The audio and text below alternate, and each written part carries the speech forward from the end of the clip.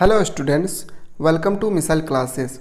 सो dear student, आज इस video में हम लोग देखेंगे क्लास 11 हिंदी इलेक्टिव का पहला टॉपिक, जिसमें आज हम लोग वीपीआई ऑब्जेक्टिव क्वेश्चन देखने वाले हैं।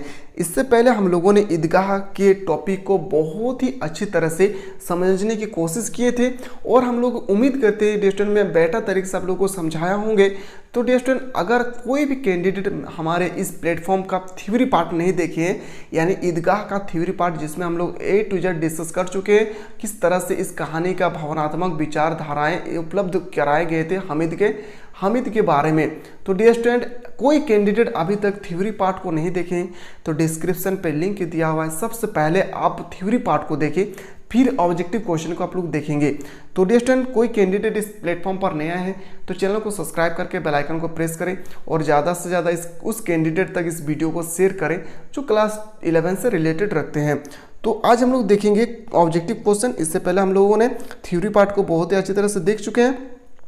तो डियर स्टूडेंट, मैं उम्मीद करता हूं कि 2023 की परीक्षा के लिए इस प्लेटफॉर्म पे ज़बरदस्त तैयारी करवाए जा रहे हैं और इस प्लेटफॉर्म पे बहुत सारे स्टूडेंट एडमिशन भी ले चुके हैं। कोई भी कैंडिडेट अभी तक एडमिशन नहीं लिए तो इस नंबर पर आप लोग व्हाट्सअप करें 9122288860 पर आप लोग व्हाट्सअप करके अधिक से अधिक जानकारी प्राप्त कर सकते हैं, जिसमें आपका टर्म 1 और टर्म 2 दोनों का प्रिपेयर करवा जा रहे हैं। एकदम मिनिमम फी, जो इतना कम फी में आपको प्रिपेयर करवा जा रहे हैं। बस आपको याद रखना है कि 9 महीना का कोर्स मात्र आपको 249 रुपये में प्रोवाइड किए जा रहे हैं, यानी एक महीना का मान के चलना है आपको 20 से 22 रुपये पड़ रहा है। तो डियर स्टूडेंट, अगर आप बेटर तरीके से प्रिपेयर करना चाह रहे हैं तो आप इस प्लेटफॉर्म से जुड़े रहें, क्योंकि हमारे इस प्लेटफॉर्म पे बहुत सारे टीचर अलग अलग सब्जेक्ट के लिए अलग अलग टीचर को हम लोग प्रोवाइड करते हैं, जिसमें आपको live classes, test series, model paper, previous year question paper, किस तरह से आने वाले एग्जाम में क्वेश्चन पूछे जाएंगे A to Z आपको PDF के साथ प्रोवाइड करेंगे मात्र 249 रुपये में।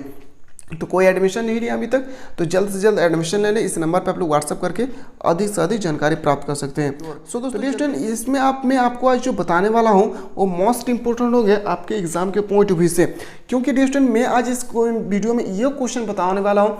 ऐसा तो देखा जाए हमें से रिलेटेड अगर कोई थ्योरी पार्ट अच्छी तरह से पढ़े होंगे तो मैं उम्मीद करता हूँ कि उससे एक भी क्वेश्चन नहीं छूटेंगे, पर जो कैंडिडेट नहीं पढ़े हैं थ्योरी पार्ट को तो उनके लिए थोड़ा सा प्रॉब्लम फेस करना होगा। इसलिए मैं बार बार कह रहा हूँ डियर स्टूडेंट, क्या थ्योरी पार्ट को आप बेटर तरीके से समझ गए होंगे।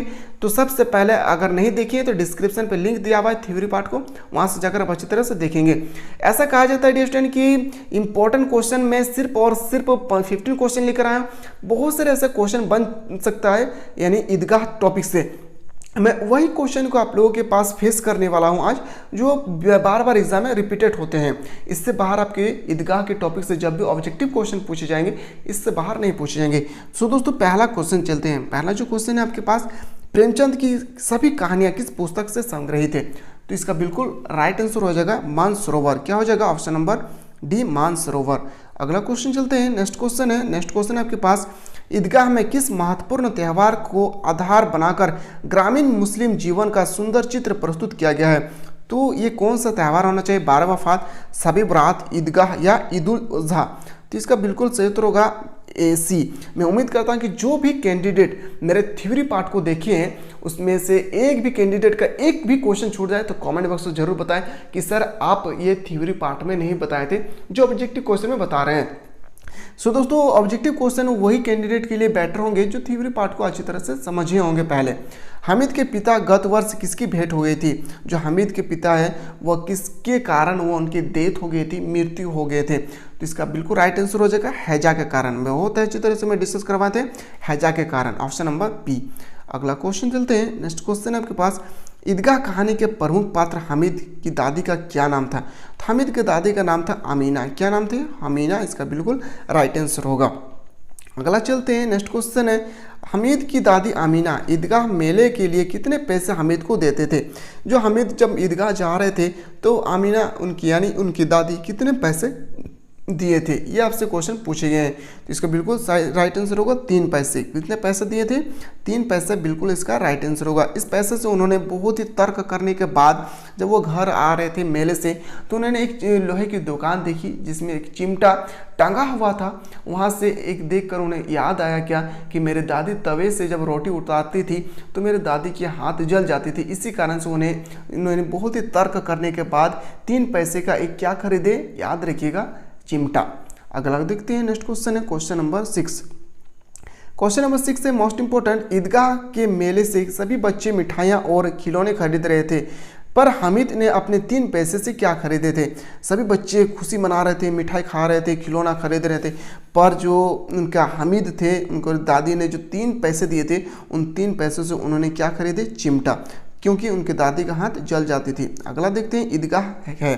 जो ईदगाह है वो टॉपिक क्या है? ये सबसे इंपॉर्टेंट है। ये ईदगाह जो है वो हो जाएगा कहानी। क्या है? कहानी। ऑप्शन नंबर 20 का बिल्कुल राइट आंसर होगा। अगला देखते हैं, नेक्स्ट क्वेश्चन है, ईदगाह कहानी में किस का चरित्र यह व्यक्त करता है कि अभाव उम्र से पहले बच्चों में कैसे बड़े जैसी समझदारी पैदा कर देती है। यानी इस ईदगाह जो कहानी है, इस कहानी में भावनात्मक कहानी के माध्यम से ये बताया गया कि किस प्रकार से एक छोटे से बच्चे का बुद्धि एक बड़े की तरह हो जाते हैं। तो ये जो है किसे समझदारी पैदा करते हैं, ये कौन समझदारी पैदा करते हैं, ये भी आपसे पूछा गया है। तो वो था, व्यक्ति का नाम था, वो बच्चों का नाम था हामिद। अगला देखते हैं कि माँ बाप मर जाने के कारण हामिद की परवरिश कौन करता था? जब उनके माँ बाप का इंतकाल हो गया था तब उनके परवरिश किसने किया था? तो उनकी दादी आमीना ने किया था। किसने किया था? उनकी दादी आमीना ने। सो दोस्तों, अगर आप लोग चाह रहे कि सर मुझे पेड कोर्स चाहिए तो दिए गए नंबर पे आप लोग जल्द से जल्द व्हाट्सअप करके आप लोग एडमिशन ले सकते हैं। आपको A to Z सब्जेक्ट के प्रिपेयर करवाए जाएंगे, चाहे आप क्लास 11 से रिलेटेड रखते हैं या क्लास 12 से, यानी बेटर से बेटर तरीके से हम लोग प्रिपेयर करवाने की कोशिश करते हैं। और उम्मीद भी ये करते हैं डियर स्टूडेंट कि जो भी क्वेश्चन आपका एग्जाम में अभी पूछे जाने वाले हैं उसमें एक भी क्वेश्चन इससे बाहर नहीं पूछे जाएंगे। पर आप लोगों को शर्त है कि आप लोगों को जो भी टीचर हमारे प्लेटफॉर्म के अलग अलग सब्जेक्ट के लिए अलग अलग टीचर आप लोगों को जो तैयारी करवा रहे हैं उसमें से आप लोगों को क्वेश्चन को स्किप नहीं करना है। ऐसा खुद से नहीं बताना है कि ये क्वेश्चन एग्जाम में नहीं पूछे जा सकते हैं। जितना भी क्वेश्चन हम लोग बता रहे हैं डायरेक्टली आपके पेपर में पूछे जाने वाले क्वेश्चन है, इसलिए हम लोग शॉर्ट क्वेश्चन बताते हैं डियर स्टूडेंट। यानी 50 ऑब्जेक्टिव को बताने के बजाय हम लोग 15 से 20 ऑब्जेक्टिव बताते हैं जो बार बार रिपीटेड होते हैं। ठीक है, आगे देखते हैं। नेक्स्ट क्वेश्चन है आपके पास, क्वेश्चन है कि ईदगाह कहानी के पात्र हामिद के पिता का क्या नाम था? वेरी वेरी इंपॉर्टेंट क्वेश्चन है। हामिद के पिता के जो नाम थे उसके बारे में बताया गया। उसका पिता का नाम था आबिद। क्या नाम थे? आबिद इनके पिता का नाम थे। अगला क्वेश्चन चलते हैं। नेक्स्ट क्वेश्चन है क्वेश्चन नंबर 11, मोस्ट इंपॉर्टेंट है 11 क्वेश्चन नंबर। जिन्नत को रुपये की या कमी, जिस खजाने में चाहे चले जाए, ईदगाह में यह वाक्य किसने कहा? यानी जिन्नात जो है उनके किसी भी रुपये की कमी नहीं है, जिससे खजाने चाहे वो जो भी चाहेंगे जिन्नत लोग वो उन्हें मिल जाएंगे। ये ईदगाह कहानी में ये वाक्य किसने कहा था? सबसे इंपॉर्टेंट स्टेटमेंट क्वेश्चन है डियर, तो मोहसिन ने कहा था। किसने कहा था? ये स्टेटमेंट दिए थे मोहसिन ने। अगला देखते हैं। नेक्स्ट क्वेश्चन है, बचपन में बड़ों जैसी समझदारी हामिद में किस कारण से पैदा हो जाती है? किस कारण से पैदा हो जाती है? तो आपका बिल्कुल सही उत्तर होगा अभाव के कारण। किसके अभाव के कारण? अपने मम्मी पापा के अभाव के कारण। हकीकत बात यह है डियर स्टूडेंट कि अगर जिन्हीं स्टूडेंट का अगर मम्मी पापा नहीं है तो उन्हें अभाव होने लगते हैं और वो बचपन से ही समझदारी हो जाते हैं। सो दोस्तों, अगला क्वेश्चन देखते हैं। प्रेमचंद का मूल्य नाम था?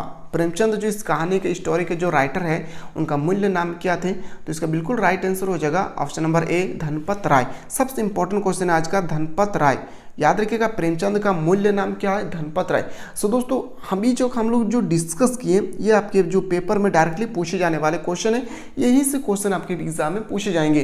तो अभी जो हम लोग 13 क्वेश्चन का डिस्कस किए, मैं उम्मीद करता हूँ डियर स्टूडेंट कि आप अगर थ्योरी पार्ट अगर अच्छी तरह से देखे होंगे तो इसमें से एक भी क्वेश्चन आपको नहीं छूटेगा, मैं उम्मीद करता हूँ। तो सबसे पहले आप लोग डिस्क्रिप्शन पे लिंक दिया हुआ है, वहाँ से जाकर आप थ्योरी पार्ट को बेटर तरीके से समझिए, फिर जाकर आप ऑब्जेक्टिव क्वेश्चन की ओर मूव करते हैं। इसी तरह से हम लोग ऑब्जेक्टिव क्वेश्चन यानी सबसे पहले थ्योरी पार्ट को कोई भी सब्जेक्ट का हो, सबसे पहले हम लोग थ्योरी पार्ट को देखेंगे, फिर आप लोग ऑब्जेक्टिव क्वेश्चन को करने की कोशिश करेंगे, फिर शॉर्ट क्वेश्चन भी होगा, फिर लॉन्ग क्वेश्चन।